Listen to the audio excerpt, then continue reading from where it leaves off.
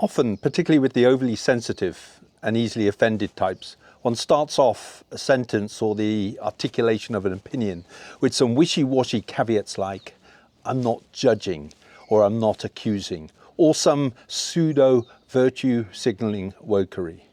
Well, in this video, I'm going to speak up about something which I think is vitally important.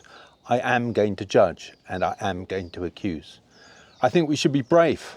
We must speak up and confront evil in spite of threats and attempts by despots to silence us. Speak up for those who cannot speak for themselves, it says in the Bible, Proverbs 38, I believe. Or if you like, Martin Luther King, who said, history will have to record that the greatest tragedy was not the strident clamour of bad people, but the appalling silence of the good people. Or if you prefer something a little more scientific, from the greatest genius of our time, Albert Einstein, who said, be a voice, not an echo. So I am going to speak up.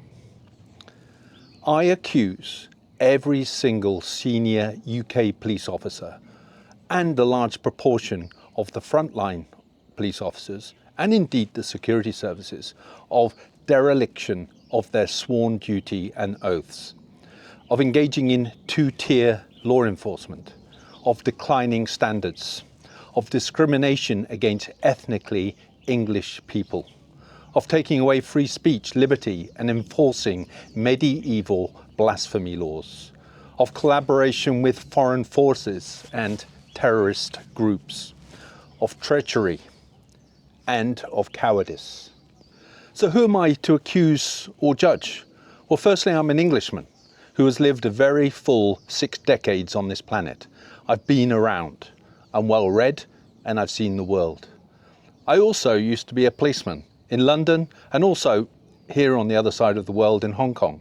And I can, as they say in essays, compare and contrast how standards have fallen, how morality and ethics have been corrupted, and how Britain has become a totalitarian cesspit.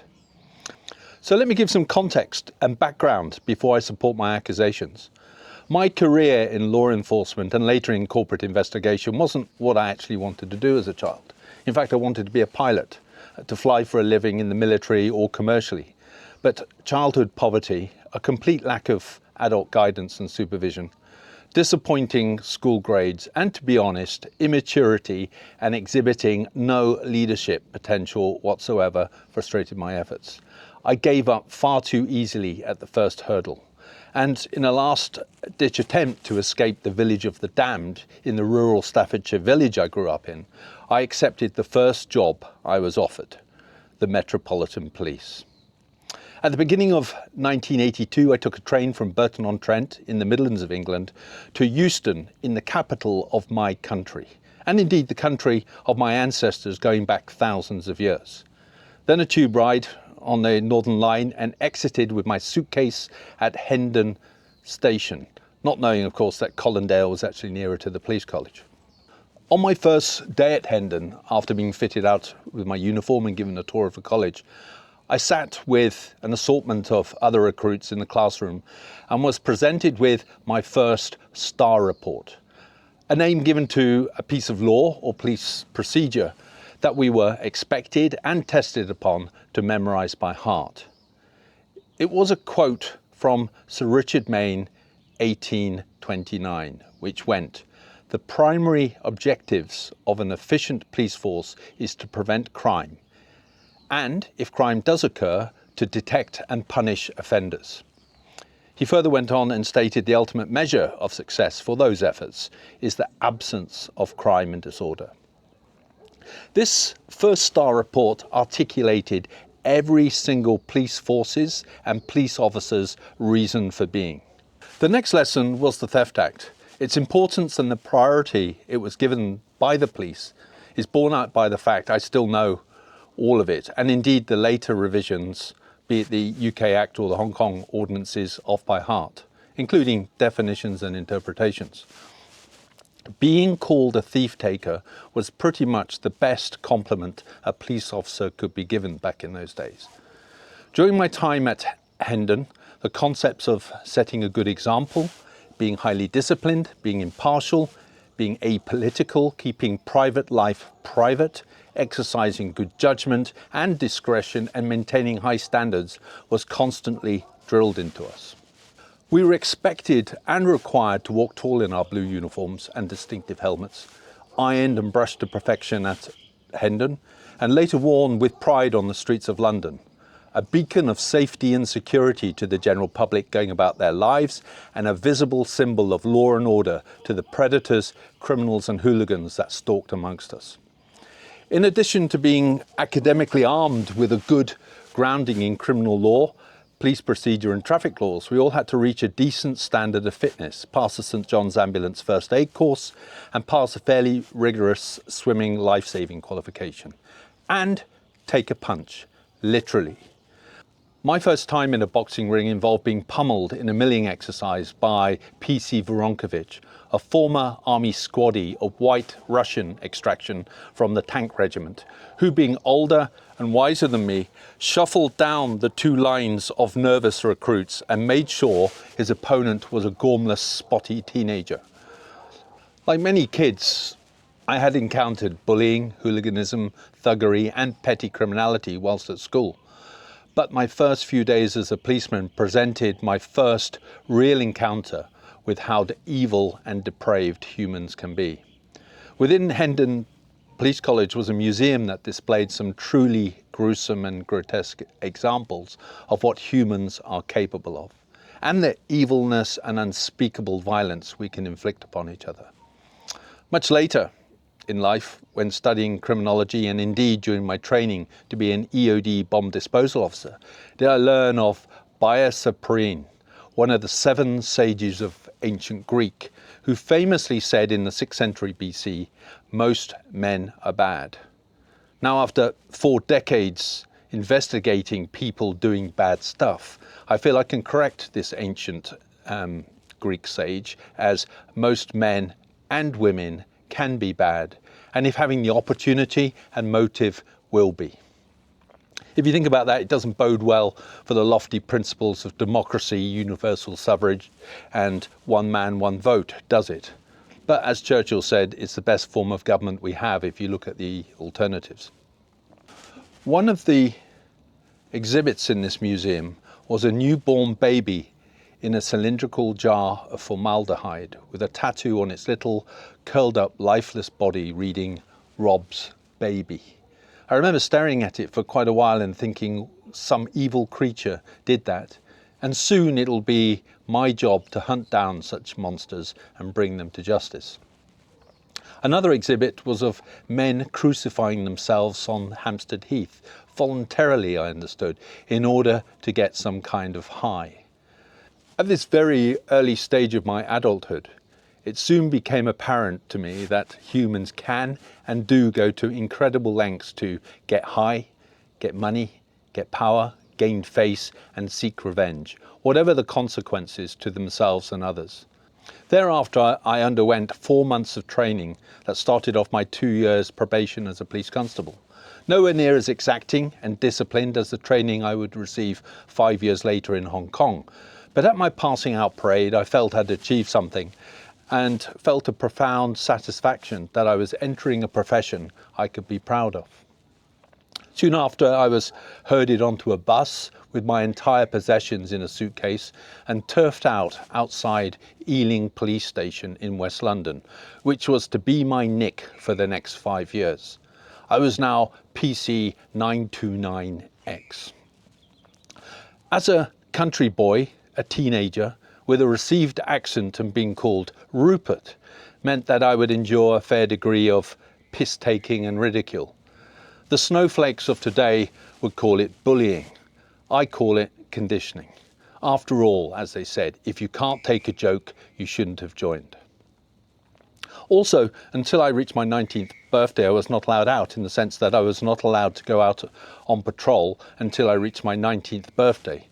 And so for a few weeks at least, I had to stay in the police station in the front office and perform what they call assistant station officer duties at the front desk, receiving the infamous haughty, or as the yobs call it, a producer, for checking whether a person has a driving license, insurance, registration and other documentation for their vehicles, as well as complete incident, traffic accident, crime reports and other reports from members of the public who came into the police station.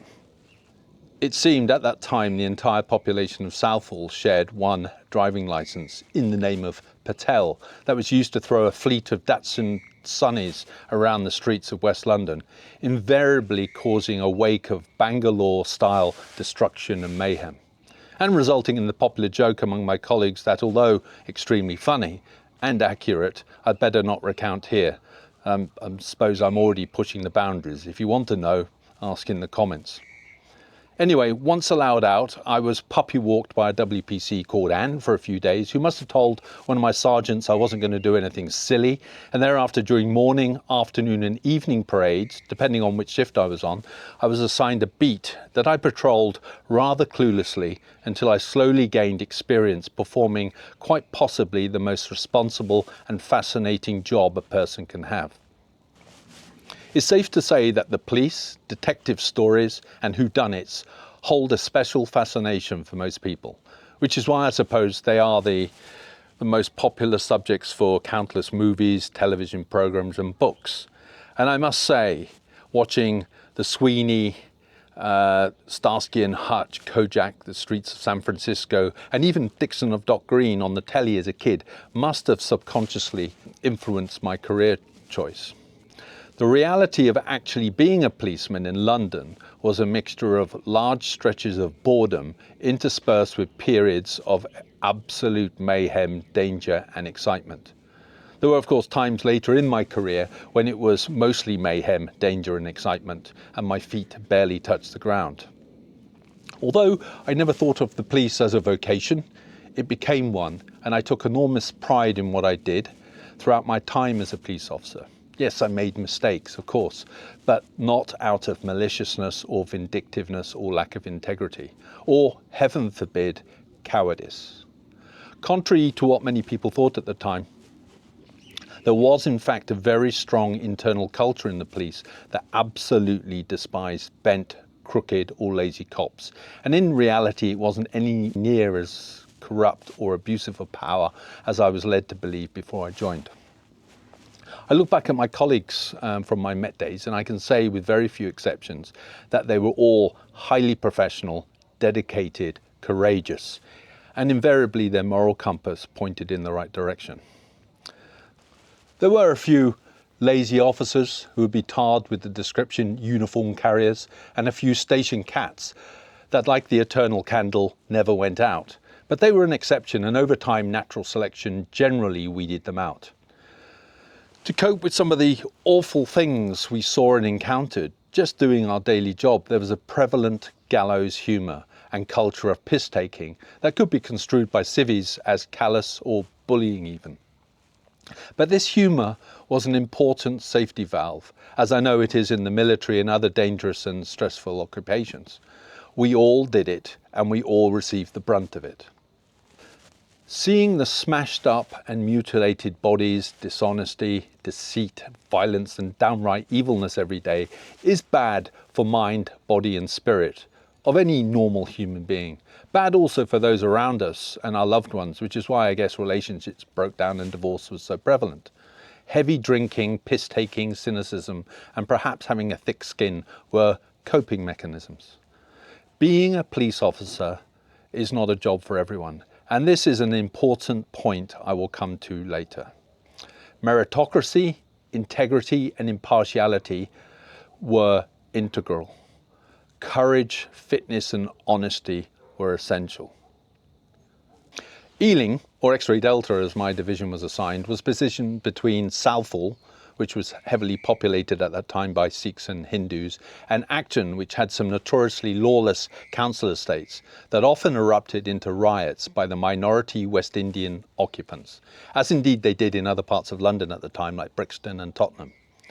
I will never forget an evening and night from hell at Broadwater Farm, where I was sent with hundreds of other officers to a war zone, and where a colleague called PC Keith Blakelock was set upon by cowardly thugs and decapitated. I also remember the women at Greenham Common protesting and throwing used tampons at us. And I suppose an early version of the same type of depraved psychotic creatures we see today that wave Palestine, terrorist and anti-Semitic flags within every UK town and city, and indeed across the Western world. Within Ealing itself was a largely English and to a lesser extent Irish community, the west around Hanwell being working class and the areas around Ealing Common and Broadway being rather trendy and upmarket. In fact, the reason I was posted to Ealing was that I mentioned when asked if I had any connections to London that I was born in West London, and also that my grandmother grew up in Ealing. As a girl, she was raised in a rather privileged upstairs, downstairs, middle-class family house with a few servants. And that seemed good enough for the posting gurus in the Met to send me there. Whilst a few of these grand houses remained during my time plodding the beat in West 5, most were divided up into swanky, ridiculously expensive apartments, and as such, very often the target of burglars and car thieves from the surrounding council estates and ethnic ghettos. In our minds, at least in mine and my immediate colleagues, there was very much a hierarchy or grading of what we perceived to be serious or important crimes. Proper police work, with murder, sexual offences, assault, burglary, criminal damage and theft being paramount and deserving of our focus and attention, as indeed one would think it should be. Collectively, we knew who the career criminals and evil people were, and conversely who the weak, disadvantaged, vulnerable and just misguided were. We knew who needed to be arrested and taken off the streets and who was just having a bad day and to whom a verbal warning, a friendly chat or even a lift home would be the appropriate and proportionate response. We did help old ladies across the road and we did call by lonely pensioners on our beat to see if they're okay, have a chat, share a welcome cup of tea and a biscuit. And for many, sadly, we were their only visitors, and many look forward to seeing us and report their neighbourhood watch intel, acquired no doubt from hours and hours of lonely net curtain twitching and surveillance of the streets outside. I also remember being sent up north to provide police support during the miners' strike, and as I stood, as we often did, in the freezing cold next to a burning brazier, I would chat with the picketing miners for hours on end. Given most of us came from the same working class background, and don't assume from my name and accent that I didn't, there was a great deal more empathy for their plight than the media and general public gave us credit for. Their anger and frustration towards us and our government masters was very well understood, despite all the blather and banter. We were there to keep the peace, and they were there to fight for their livelihoods. There were skirmishes, but usually not from the miners, more often than not from the rent-a-mob middle-class losers that would turn up and throw rocks at us, much like the Palestine protesters and Antifa thugs of today.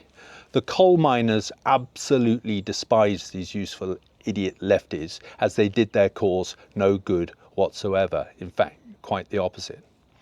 With very few exceptions in which I and my immediate colleagues usually dug our heels in and held our corner, I felt we were doing an honourable job, that we were fair, balanced, proportionate and just. Yes, proportionate, a vitally important concept. So what has changed? Well, what I'm going to say is based on a lifetime of experience as a forensic corporate investigator for 28 years and a policeman for 16 years. And I'm guided strictly by evidence and truth, not virtue signalling and political correctness. The facts are the facts, and the subjective stuff is, of course, my opinion, and I'm entitled to have one. I'm at the end of a very successful career, and I'm not particularly worried if I'm cancelled, shadow banned or ridiculed or contradicted. Also, being 8,000 miles away from the UK, in a place the UK government decided to cancel their extradition treaty with, I'm also safe from a knock on the door by today's thought police that might like to query me about my thinking. Also wisely, I have no intention of going to the UK, well, not until the grown-ups have returned, nor subject myself to detention under draconian anti-terrorist laws and confiscation of my private property at the airport, or being forced through threat of indefinite incarceration to disclose my private information. As a former bomb disposal officer, I know what real terrorism is, and it's not for expressing opinions, voicing concerns, and venting frustrations. I'm not a fool either, and have ploughed through hundreds and hundreds of books written by far smarter and well-observed people than myself, like Alexander Solzhenitsyn, Douglas Murray, Jordan Peterson, Marx Durkheim Weber, John Stuart Mill, Locke, Voltaire, Douglas Adams, John Cleese, Sir Roger Penrose, Huxley, Sun Tzu, Kant, Nietzsche, Marcus Aurelius, just to name a few. I have long since been weaned off the drip-fed, deceptive propaganda from the Western mainstream media, and I have cancelled all the woke streaming networks I used to subscribe to. My morality and my ethics are not formed by some lefty scriptwriter from Hampstead or Los Angeles. I only watch YouTube and look forward to the day when uncensored and unfettered content is allowed to be published from interesting, well-informed and creative people without censorship. I don't expect the evil algorithm to share what I'm saying now, but like a desert island castaway, I will keep writing SOS in the sand, despite the tides. Among the many books that have fashioned my thinking is George Orwell's 1984, a book I've read many, many times. The first time actually when I was 11 years old. It is often cited as a warning against the tyranny of government and totalitarian regimes, and their absolute control over every aspect of our lives. The evilness of oppression, surveillance, manipulation, control and all that. Does that sound familiar? Sounds a bit like 2026 United Kingdom and Europe. And so, who has the power, ability and authority to carry out the orders of the omnipresent blob, the dark establishment, Big Brother? Of course, it's the police. The police are the gatekeepers into the funnel of justice, and up until recently, their powers to incarcerate and remove the liberty of you and me was tempered by 12 of our peers, whose role was to listen to the evidence and decide if that evidence met a standard of proof beyond reasonable doubt. Trial by a jury of one's peers, a cornerstone of English law. Embodying the ethos of democracy, it's the best guarantee of a fair trial, a safeguard against injustice and overreach, a defence against biased and politicised judges, and a safeguard against despot authoritarian governments. Despotic authoritarian governments. Who would have ever thought it would come to the tyranny we have today? A UK government elected by less than 20% of the electorate. And whilst rapidly losing even that support, it's clinging onto its despotism by cancelling elections in regions that it's losing support. Like all authoritarian regimes, it's using lawfare, censorship, the erosion of free speech, and incarcerating people just for saying things it doesn't like. It forces lockdowns and enslavement and ethnic replacement. It encourages and empowers the female trait of empathetic suicide and self-loathing. Brainwashed human lemmings leaping off the cliff into their own oblivion. The UK is enacting more and more repressive laws, disguised as being in the public's best interest. The Communications Act 2003, Malicious Communications Act 1988, Online Safety Act 2023, the Abused Public Order Act 1986, the Serious Offences Act 2007, and the Police Crime Sentencing and Courts Act 2022. And soon, free speech platforms are being outlawed, not to protect women from AI-generated images, but to silence the masses. Subjective terms such as hate, racism, incitement, offensive, harmful, misleading, and made-up phobias have been weaponized against the people, in particular against the English working class people, a group of people the liberal elite establishment despises and the global industrial complex no longer needs.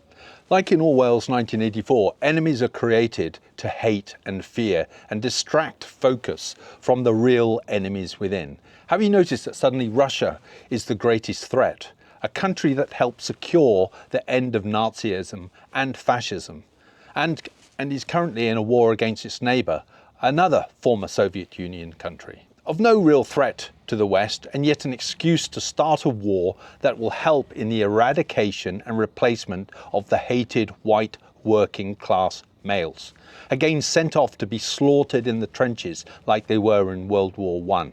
And let's not forget the pensioners, a burden the UK government really hopes die sooner rather than later. And so the government introduces assisted dying legislation, starves and freezes them to death, poisons them with medical interventions, makes visiting a GP nigh on impossible, occupies NHS beds with non-contributing foreigners, and directs your contribution to the public purse at illegal immigrants, fraudulent foreign schemes and scams. Not only are the elderly nudged off the pension payroll through death, but you have to be even older before you can even start drawing your state pension. Less pensioners help the GDP figures, and raising inheritance tax means their assets and estates can be poured into the public purse to be spent on, well, you know. To prevent dissent, their voice is criminalised. After all, some people might like to inherit their parents' hard-earned assets, or might feel upset their country is being gradually invaded by a medieval death cult. Myth that their daughters are being slaughtered at dance classes, raped in parks and blown up at pop concerts. Or might feel resentment sending aid to countries with space programs and nuclear weapons. In 2023, the UK police arrested more than 12,000 people for so-called communication offences. In other words, thought crimes. And what do the British people have to protect themselves with anyway? Well, unlike the United States, the UK does not have a written constitution or a First Amendment to protect free speech. Instead, it has Article 10 of the European Convention on Human Rights, incorporated, I guess, under the Weaponised and Abused Human Rights Act, 1998. Where is the UK's constitutional guarantee of free speech and free expression? Well, it seems there isn't one. And soon there will be blasphemy laws and the removal of the safety net of a jury of our peers. Let's be clear, freedom of speech is the cornerstone of individual liberty and societal progression. It's essential for self-expression and personal dignity. It enables individuals to challenge authority and assert their humanity. And don't let the so-called progressives tell you otherwise. Progressives, antithesis if ever there was one. Who would have thought I have more freedom sitting here than in London? Who would have thought that China would be the refuge for free speech and expression compared with the land of the Magna Carta? I last barely 2 minutes into a conversation with a European or American before they get onto Chinese communism and the absence of liberty and freedom. And yet they keep buying their stuff. The smartphones, toasters, laptops, prostate frying EV cars and Christmas tree lights. And yet few have ever been to China, speak a word of Chinese, nor can point to Suzhou on a map. What a bunch of parochial hypocrites. The reality is that the West in the 21st century is the repressive, censored dystopian regime. I'm convinced, in fact, I know that had these repressive thought crimes and interpretations been on the statute books when I was in the Metropolitan Police in the 1980s, I and nearly all my colleagues would have passively refused to enforce them, or if forced to do so, would have exercised common sense and discretion and gone no further than giving a verbal warning. After all, most police powers of arrest start with the words may. In fact, had the thought crime legislation been on the books back then, I would never have joined the police force in the first place. Whether police officers are practicing Christians, atheists or otherwise, Christian English values are ingrained in our psyche and being. The UK's legal system, particularly England and Wales, is rooted in English common law that evolved from Anglo-Saxon customs, 1500 years ago. Christianity is pivotal to English law, and the law is explicitly drawn from biblical principles. You know, the Ten Commandments and all that. And what about the composition of the police back in the 1980s, and indeed in the decades that preceded? Well, my experience was that my colleagues were usually men, nearly always indigenous to the British Isles, often identified as Christian, often working class. Quite a few of them were former military, and nearly all were conservative with a small c. Even if we were not practicing Christians, our values, ethics, customs, ancestry and beliefs were influenced by Christian theology and English philosophy, that all of us, including the monarch, are under God and the law. The tenets of the rule of law are fairness, accountability and justice. Core to this is that everyone is equal under the law. Therefore, policies of preferential treatment and discrimination under diversity, equity and inclusion, two-tier policing, two-tier justice and sentencing, biased and selective mainstream media reporting, incarceration for free speech, and discrimination against the indigenous English population is unfair, unjust, unconstitutional and intolerable. It cannot and must not go on. Going back to my time in the Metropolitan Police, the vast majority of the 30,000 odd officers were decent, smart, kind and fair-minded. Yes, there were some bad eggs on the outliers, but the large chunk within the distribution bell curve consisted of street-savvy, courageous men with common sense and decency. We were all fit, very fit, athletic even. Although I would admit a few years in CID drinking pints with informants in the North Star public house can take its toll on one's girth and the functionality of livers. But even they, especially the detectives, could swiftly bring down and restrain the most violent and determined criminals. I would say the proportion of women in the Met when I joined was about 10%, but earlier with the abolition of the separate A4 Women's Division in 1974, more women joined the force over the subsequent years. I believe the proportion today is about 40% or just over 40%. As I said in a previous video in which I narrate whilst riding my motorcycle in South Africa, I found most were average at best, in the sense that the better police officers were invariably men. And by better I mean more able to do their job, which is to enforce the law and keep the peace. However, there were a few women who we thought of as very competent, way above average, but they were an exception. Whilst few, if any, could bring down a drunken, disorderly Irishman on a Friday night on their own, many were very competent at skills such as interviewing, data analysis and intelligence. So why would it be? Why is there a difference between men and women? Well, I can only defer to people like Jordan Peterson, who have psychoanalyzed the innate traits of men and women scientifically. I don't want to go into the whys, but as a leader of very successful corporate investigation and business intelligence practices for the last 2.5 decades, I am a strong proponent of having the right tool for the right job, be that forensic tools, investigation methodology, core competencies, or team structure and composition. Men are better suited at some things and women at others. We are not the same, and I will not be swayed by societal bullying from this opinion. What about diversity?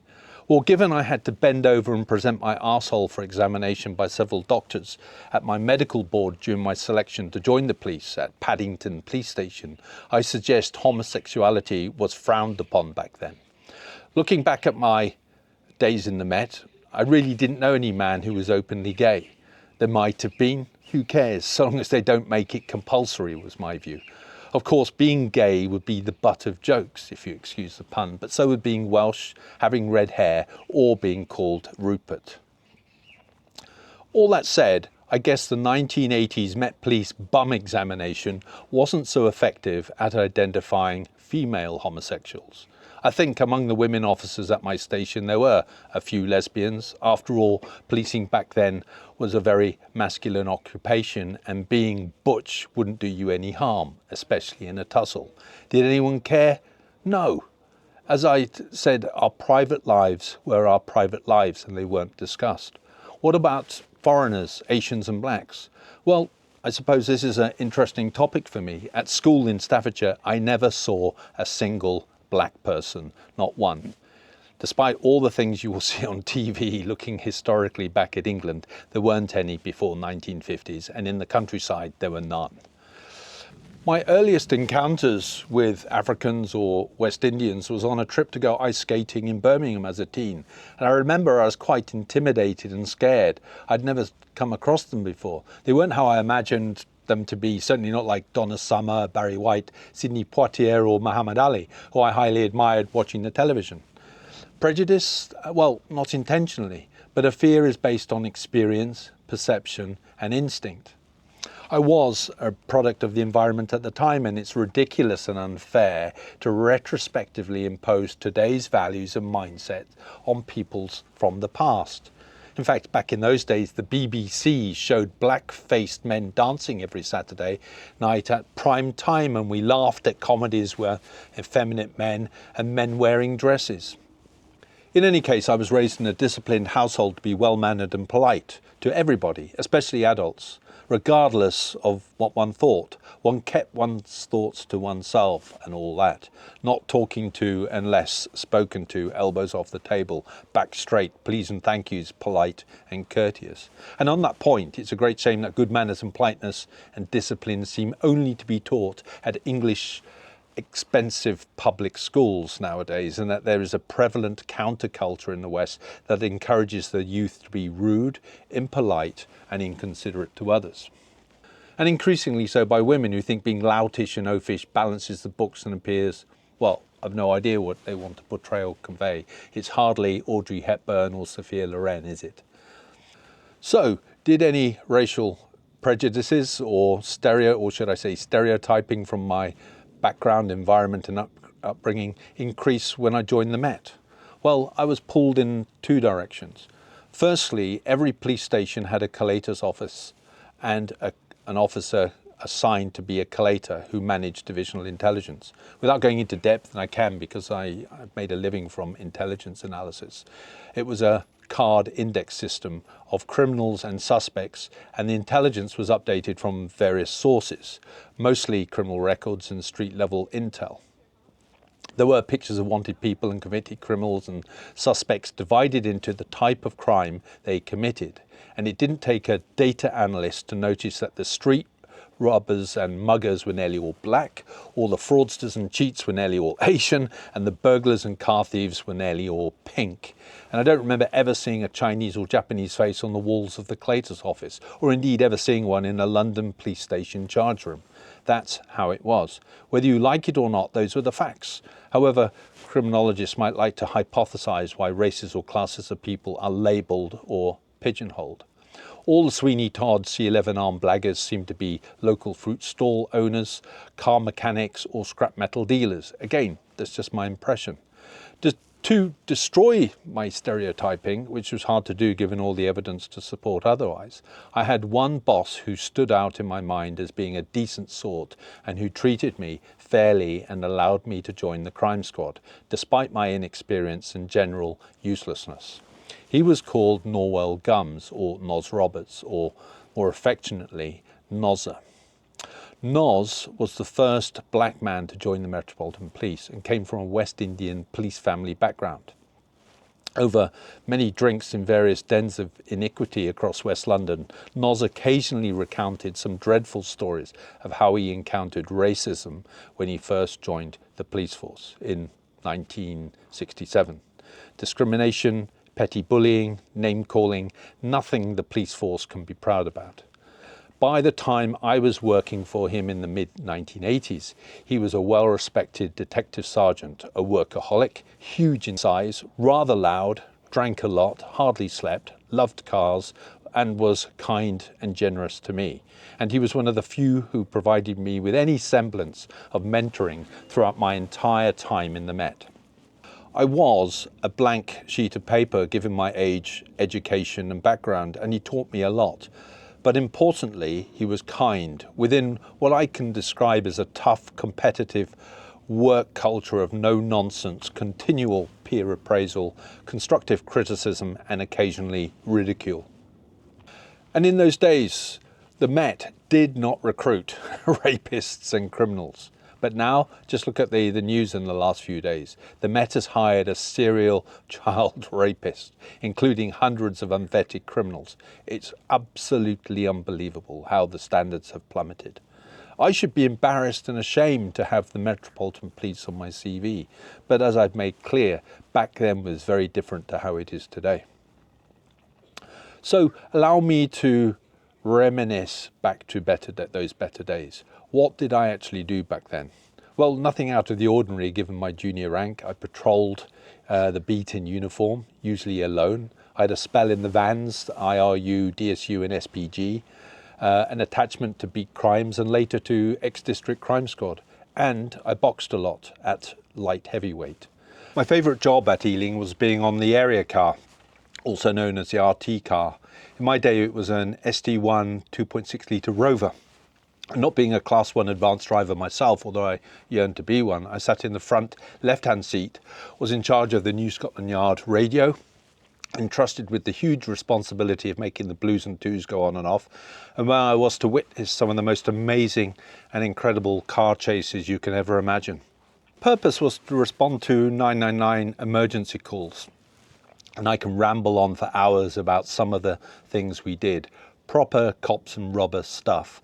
Everything I dreamed being a policeman would be. And in fact, in less than a decade, I was doing the same sort of job, except as a platoon commander of an elite armed unit on the other side of the world, which I'll come on to later.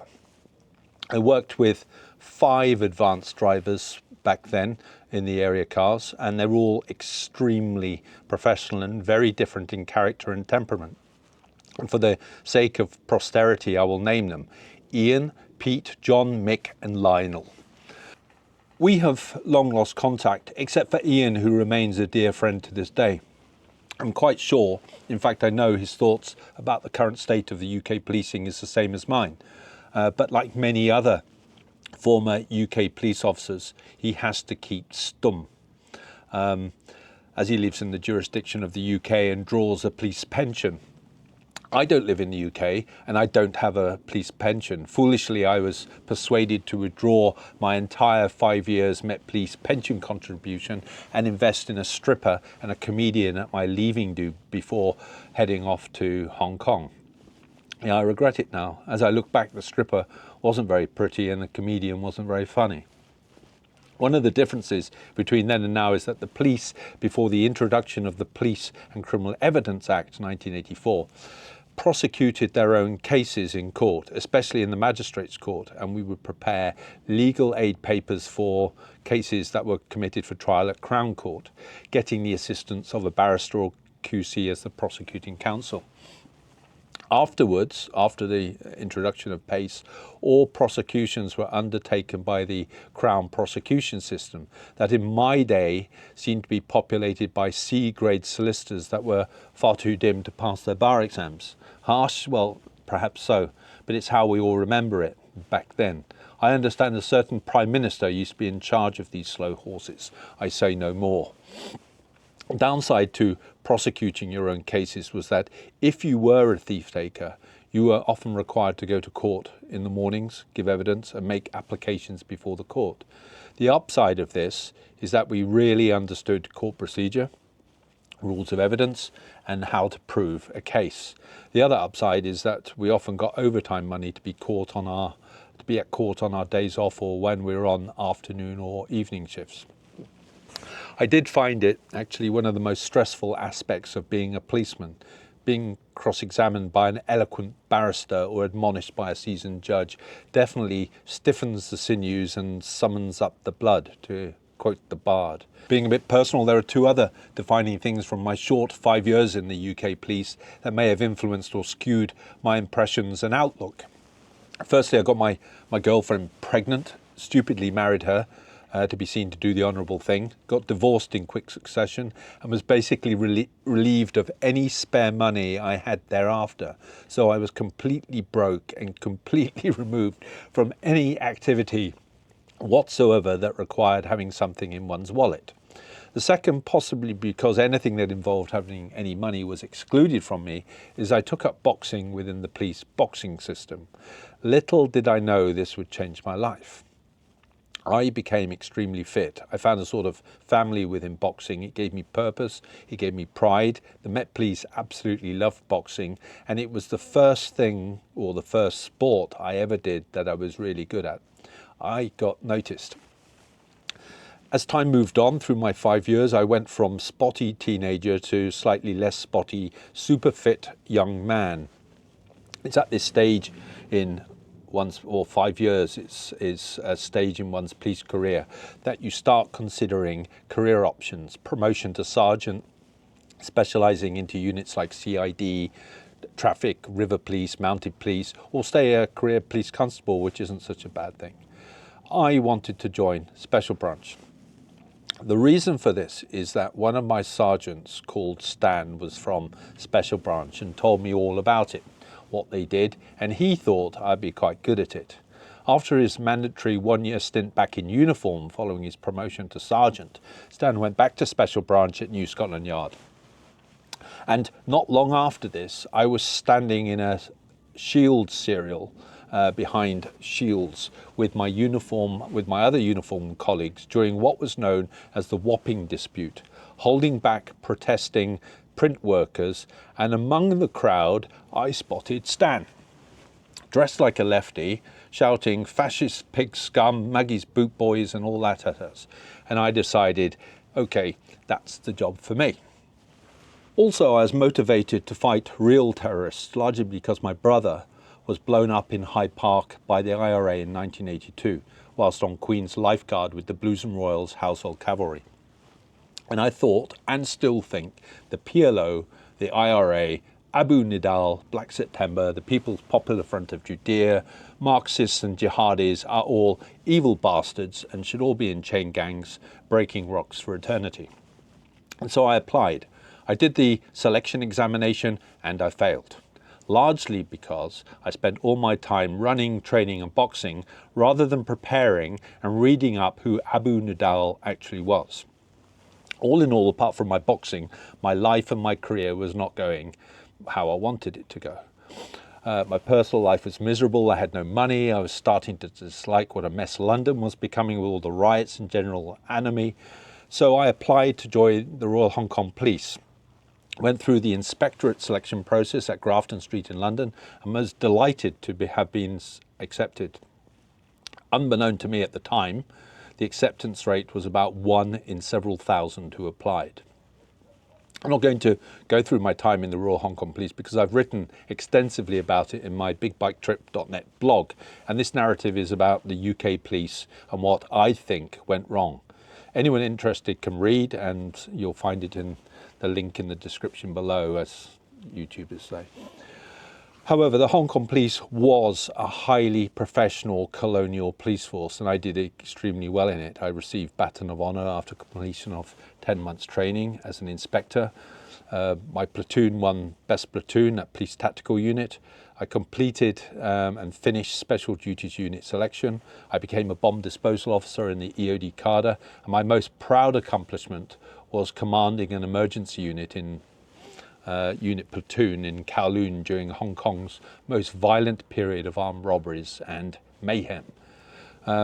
What I will say is that standards were extremely high, discipline was high, performance was high, and everyone was expected to be of a very high standard of fitness before passing out of the training school, and maintain that fitness and be tested with an annual fitness test.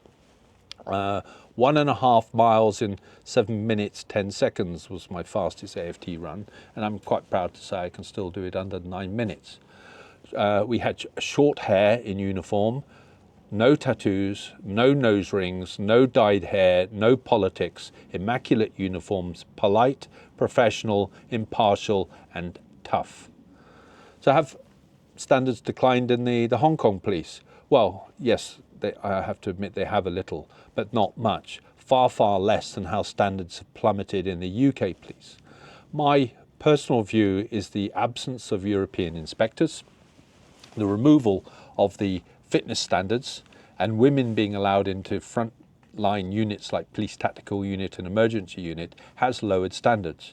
But even so, standards remain far higher than in the UK police. And the net result of all that, Hong Kong is a safe and prosperous country. Crime across the spectrum is low, from fraud and corruption, violent crime and dishonesty, through to street crime and road traffic laws. It's civilized. Women can walk about any time of the day or night without fear of being attacked by predators. Taxes are low, and I think we get value from our contribution to the public purse. Illegal immigrants are deported, and welfare is directed at those who need it. And I'll tell you, do you know what isn't policed here in Hong Kong? Our freedom of expression and ability to criticise the government. Yes, here in Hong Kong, against what everyone says. Yes, of course, sedition, treason, throwing petrol bombs at government buildings is clamped down, and rightly so. But the chief executive of Hong Kong has publicly welcomed constructive criticism and feedback from the public and endorsed freedom of expression and the right to free speech. When I was a policeman here in Hong Kong, it was a British colony with strict laws and zero democracy.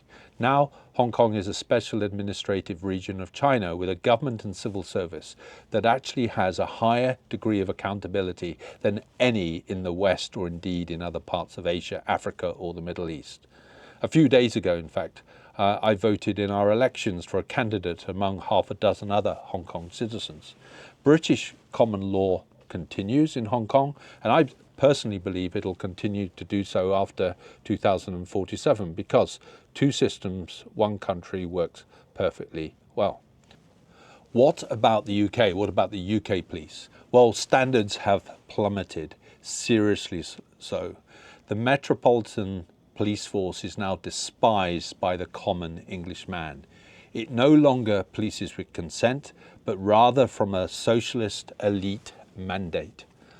Any decent police officer or detective is threatened with being disciplined, suspended, or made unemployed if he or she doesn't toe the leftist authoritarian line and kowtow to the special needs race and the medieval death cult. In order to accomplish this goal, the police force has been effeminized, emasculated, weakened, neutralized, and diminished. I assume the policy of recruiting child rapists to be policemen, criminals, foreigners, and people inflicted with the woke mind virus supports this goal. Also, the police has been lobotomized over recent decades, notably by Baroness Louise Casey in 2021, resulting in a templated, biased, lazy report that accuses the force of the usual left-wing drivel of racism, misogyny, and homophobia, opening the floodgates to fill the ranks with non-English, non-male, and deviant officers and criminals, whatever their ability or merit. On the coattails of this DEI indoctrination are the scruffy, bearded, chubby, beta soy simps who are some of the worst examples of how the mighty have fallen and how a real man should behave, all scrambling to survive and get promoted by trampling on the Christian, working class English men who used to make up the backbone of the force and do a proper job. The real cops, understandably but rather dishonourably, I would say, keep their heads down until they can retire or get a better job. The brave that put their head above the parapet and nick real villains are vilified, marginalised and persecuted. Real crimes like burglary, robbery, car theft, rape are left in the too hard to do tray. This laziness and dereliction of duty is always excused by lack of funding and resources. As a motorcyclist, would I dare leave my bike unattended in London? No, of course not. Feral, black-clad thugs on e-scooters terrorise the streets of every UK town and city with machetes, angle grinders and bolt cutters, ready to steal your phone, watch, motorbike or pedal cycle. Foreigners and illegal immigrants wave offensive weapons in the street with impunity. Little children get slaughtered. Squaddies get their head cut off. Innocent people get blown up by IEDs. Women get abused and mugged on tube trains and buses. Girls get raped by eyes in public parks. And the only action of the bystanders is to raise their mobile phone and film it for their TikTok and Instagram. Shoplifting, a Section 1 theft act, I understand, is rampant and ignored. The plight of the British High Street appearing like a scene in the movie I Am Legend. Ethnic English are prevented from entering the many no-go areas of London, lest they are attacked by jihadi thugs and violent foreigners. The Terrorist Supporters Club are allowed to wave their foreign flags and vent their anti-Semitic bile. English flags in England are torn down, never a cop to be seen. If you physically resist a burglar stealing your stuff in your home or raping your daughter, then you are in trouble, not the criminal. If you criticize a mugger holding a sharp-edged blade to your neck, you are locked up instead. The press are silenced with D-notices from identifying horrific crimes committed by the dinghy invaders and illegal immigrants. However, there's always enough resources and funding for the easy, lazy policing of thought crimes. And knocks on the door at 3 a.m. to discuss one's thinking. Always plenty of dumpy plonks, embedded jihadis and beta soy simps coming out of the station woodwork in their fluoro fat suits, bristling with handcuffs, mace, tasers, stun guns, video cameras, and itching for an excuse to arrest a granny for praying in the street, or a middle-aged Englishman waving the flag of his country in his country. Remember, 12,000 arrests for thought crimes in the UK in 1 year. That's 10 times more than here in China. That has a population 20 times more than Britain. Of course, this policing of thought crimes uses the Abused Public Order Act, Communications Act, Online Safety Act, Serious Crimes Act, Schedule 7 of the Terrorism Act. The lawfare is used to silence and censor the indigenous population and remove their defences and resistance against the invasion of Britain and their replacement by third world aliens. And don't tell me that the medieval death cult doesn't have a settled intention of creating a European caliphate. They tell us they're going to do it because they believe it's based on a prophecy of a paedophile and warlord from medieval times and that they have a divine right to do so. The ramblings of this medieval mass murderer are noisily wailed wherever they are 5 times a day. Foreign religious courts are springing up all over the UK, in contradiction to the democratically enacted laws of the land. This protected 6% do what they like. The UK government is terrified of them. And so they should be. This is, after all, a medieval death cult. Violence is their thing. Can Christians recite the New Testament in Saudi or Egypt? Of course not. They aren't even allowed to do it in the country that they're indigenous to. The vitriolic content of the death cult instruction manuals, I'm not going to name them, recited perpetually in their assembly halls, which are spiraling out of control in Europe, is forced upon English children in kindergartens and primary schools. The violence and intolerance described in the verses is excused as language of an Arabic medieval era and out of context with modern day.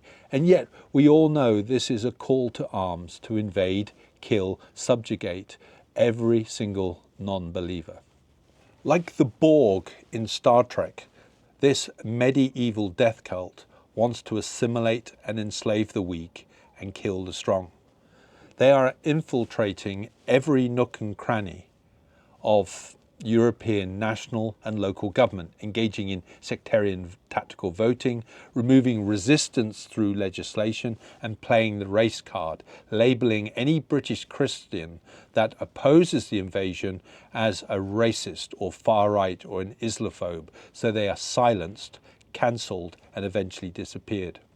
Complain and you lose your job. your reputation, livelihood and means of support, tarred and feathered and put in the public stocks for calling out the emperor for wearing no clothes. And now, mentioning or critiquing this medieval death cult will land you in prison and destroy your life. Say anything and you're ruined. And who are their foot soldiers? It's the UK police. Foot soldiers with orders from their client to ignore the gang rapes, violence and intimidation by this protected 6% and instead attack the vulnerable underbelly of Middle England. So who's calling the shots? Who is this client of the Metropolitan Police? Well, like me, a client is a body or person that engages one to carry out their instructions and pays the bill. For the Met, 70% of their funding is from the Home Office, led by an Islamist that swore herself into office with a Quran. And the remaining 30% is from the Greater London Authority, led by an Islamist who swore himself into office with a Quran. And what about the head of state? Surely as a defender of the faith, i.e. the Church of England, he should step in and do something.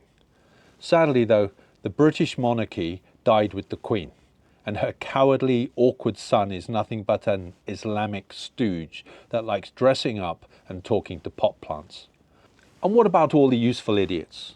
You know, the permanent undersecretaries, the civil service, the puppet judges, the human rights lawyers, and an army of angry, plain, middle-class, blue-haired, face-stapled, tattooed women and their leashed, impotent simps.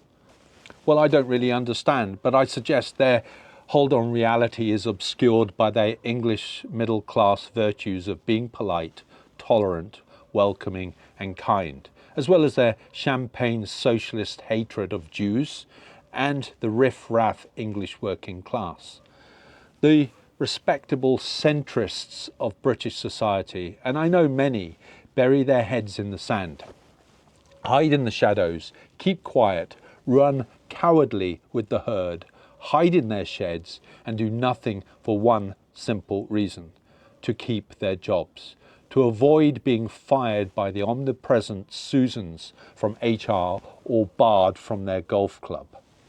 In order to deceive Susan, potential employers and potential clients into thinking how righteous they all are, a culture of virtue signalling has emerged. Reading the posts on the nauseating and gag-inducing social media platforms like LinkedIn is akin to licking vomit from behind a public urinal, but needs must if you need to haul yourself up the slippery pole and enjoy a curry at the Masonic Hall on a Friday. Also, being terrified of being labelled as racist or far right, these unwitting collaborators have turned a blind eye to the reintroduction of blasphemy laws, a medieval tyranny that has not been seen since the time of the Spanish Inquisition. Made up concepts such as Islamophobia and transphobia have snuck into our vocabulary to further subdue and lobotomize an increasingly soporific English population. Anyone who speaks up is far right and insulted as a gammon due to the pink, temperate climate vitamin D enabling colour of their skin. Ironically, the only type of racism allowed and encouraged nowadays.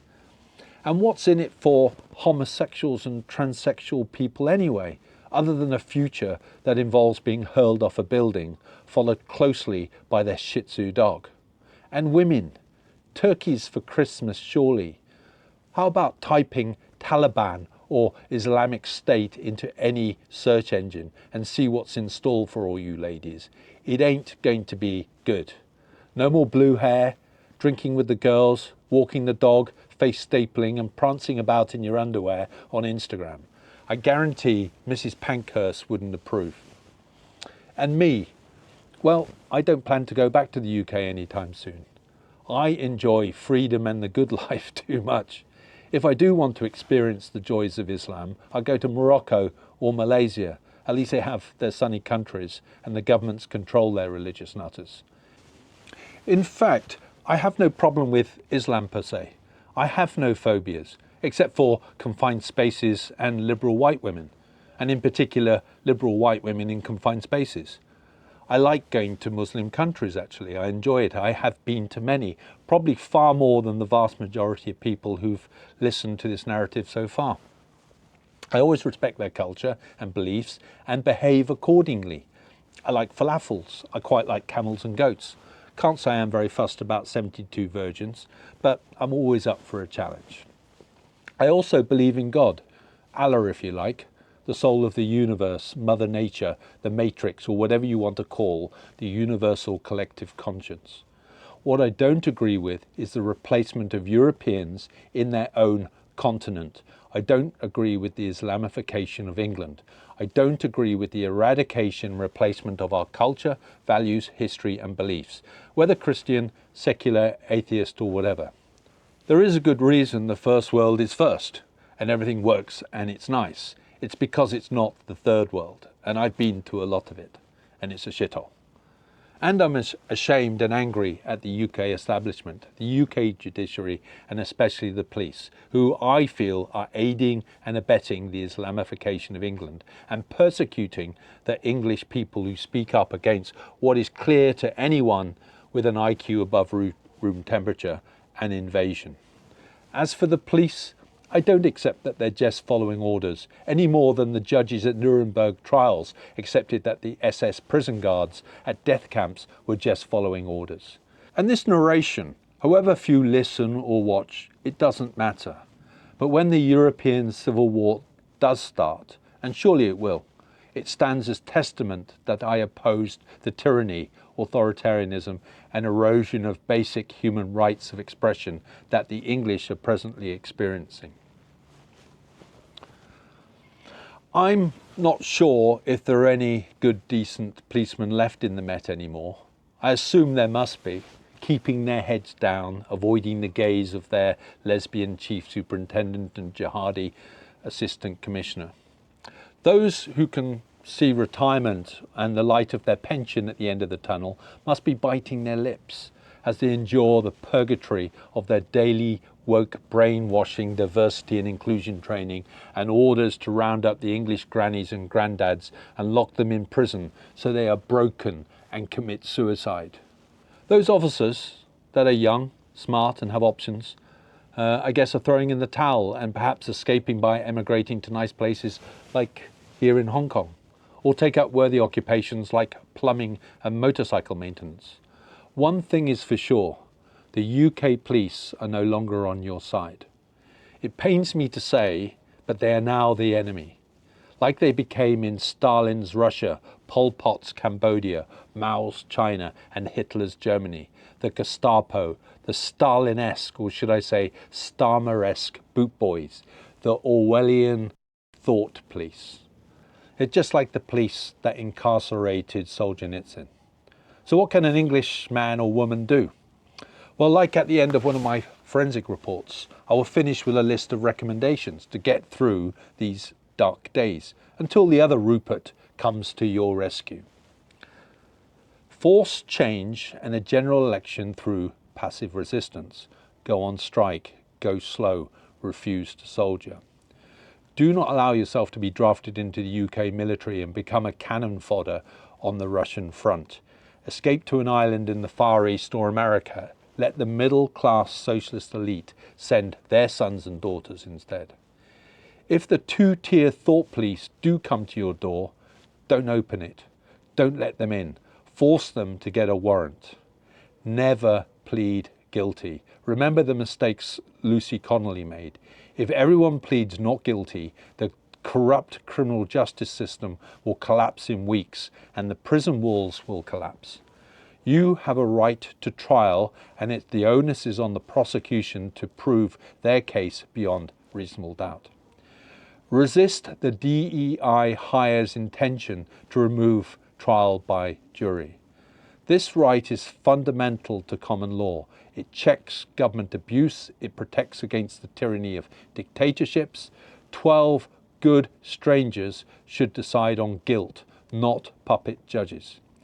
If you do feel you have something to say and you, like me, you feel you have to say it, do so anonymously. Create pseudonyms, encrypt, Go analog. Use dumb phones like an old Nokia. Never back up social media or store anything that you don't want people to see in the cloud. Isolate your PC or laptop from the internet with firewalls. Check the security and privacy settings on smartphones. Make yourself aware of Lockhart's exchange principle and the rules of evidence. Remember, the police are notoriously lazy when it comes to chain of custody of exhibits, and their digital forensic techniques used to acquire and analyze files are rarely challenged in court. Don't trust them. Don't immediately trust UK lawyers or solicitors either. Many are unethical morons and only concerned with earning fees. There are, of course, some decent, honourable ones, like the black belt barrister Daniel Shen Smith. But it's not easy to know who to trust at first glance, so do your due diligence and make informed decisions. Protest, protest, protest, but do it peacefully, like Gandhi, but in a tailored suit with a bowler hat, or maybe a mechanic's work overalls and a bowler hat. Vote, vote, vote. Register and make sure you go to the ballot box and vote the uniparty, Marxists, rape gang apologists, the medieval death cult and the invaders into extinction. Start going to church, if only to meet like-minded people in beautiful surroundings, sing songs and form communities, away from their omnipresent surveillance by the authoritarian state. Wean your kids off smartphones and social media. They are instruments of control and enslavement. Do not engage with the medieval death cult. It's not for Europeans. Cancel woke streaming subscriptions. Boycott the biased, lying BBC and their Marxist propaganda. Don't pay their 175 quid and don't let their enforcers in your house ever. There's a video on YouTube from the black belt barrister about what you should do. Boycott all woke products. Boycott woke companies. It's your money. You decide how to spend it. Make sure the woke go broke. Boycott any TV or film with woke DEI casting. Don't let them brainwash you and revise your identity, culture and history. Remember, it's not only the EU, WTO, UN, WEF, Schwab, von der Leyen, Starmer, Macron, Soros, Blair, Gates that are globalists and want a new world order. Remember, Hitler, Stalin, Mohammed and Mao also wanted a new world order and were globalists. And lastly, if you're in England with few options to escape, prep for the inevitable civil war. Strengthen your home's security, form neighbourhood defence groups, grow and store food, make sure you have a plan for water and heating, prepare for the grid and internet to go down with solar panels, hurricane lamps and wood burners, invest in analogue communications like CB radios, shortwave, etc. If it happens, it will degenerate and plunge into anarchy fast. Be prepared to survive and defend yourself. And lastly, don't trust the police. They are no longer your friend.